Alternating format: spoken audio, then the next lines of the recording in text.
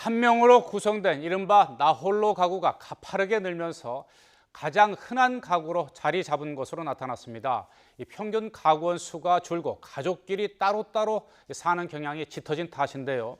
또 이 저출산과 고령화의 여파로 유소년 인구와 노인 인구가 거의 비슷해졌고, 전라남도가 전국 시도 가운데 처음으로 초고령 사회가 된 것으로 조사됐습니다.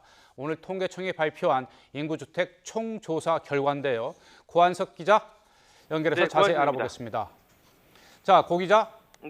네, 통계청이 5년마다 실시하는 인구주택 총조사 결과가 나왔는데요. 어떤 점이 가장 눈에 띄고 있습니까? 네, 보통 인구 센서스라고 불리는 인구주택 총조사 결과가 나왔습니다. 5년마다 한 번씩 우리나라 국민 모두를 전수조사한 결과여서 신뢰도가 가장 높고 경제, 사회 모든 분야 통계의 바탕이 됩니다. 조사 결과를 보면 우선 지난해 11월 1일 기준 총 인구는 5,107만 명입니다. 2010년 조사 때보다 2.7% 늘었습니다.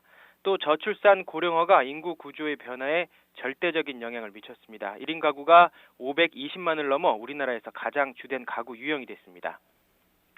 네, 1인 가구, 그야말로 나홀로 사는 가구가 크게 늘었는데 네. 왜 그런 건가요? 네, 청년층의 결혼 기피, 만혼 현상이 깊어지면서 1인 가구가 크게 늘었습니다.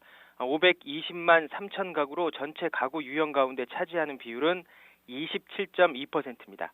1990년부터 2005년까지는 4인 가구 비율이 가장 높았는데 2010년에는 2인 가구가 1위, 2015년에는 1인 가구의 비율이 가장 커졌습니다.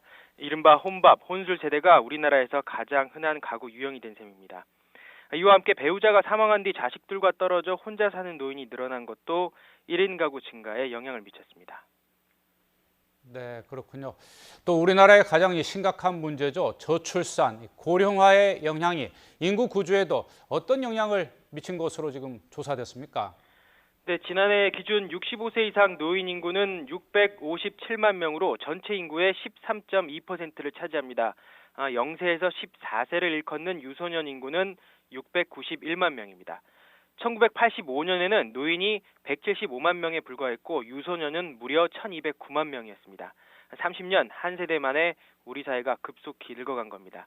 이 같은 고령화 속도는 갈수록 더 빨라져서 유소년 인구 대비 노인 인구의 수를 나타내는 노령화 지수는 2010년 68%였지만 지난해 95.1%로 치솟았습니다. 지역별로 보면 전국 시도 가운데 전남이 처음으로 노인 인구 비율 20%를 넘어 초고령 사회로 진입했습니다. 노인 인구가 7%를 넘지 않는 지역은 울산 북구와 대전 유성구 두 곳에 불과합니다. 네, 그리고 이번 인구 조사에서는 처음으로 이 미혼모 조사 결과가 사실상 처음으로 발표된 셈이라면서요. 네, 말씀하신 대로 미혼모 조사 결과가 이번에 사실상 처음 발표됐습니다. 우리나라에서 미혼모는 2만 4천 명, 딸린 자녀는 2만 9천 명입니다. 미혼 부는 절반 정도인데 1만 1,000명이고 자녀는 1만 3천 명입니다. 아파트 거주 비중은 갈수록 높아져서 가구의 절반 가까운 48.1%가 아파트에 사는 것으로 나타났습니다. 15년 만에 우리나라 성씨의 순위도 나왔습니다.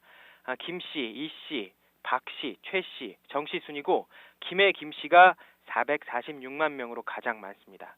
우리나라에 사는 외국인은 136만 명으로 중국계 국적이 절반을 차지했습니다. 지금까지 기획재정부에서 YTN 고한석입니다.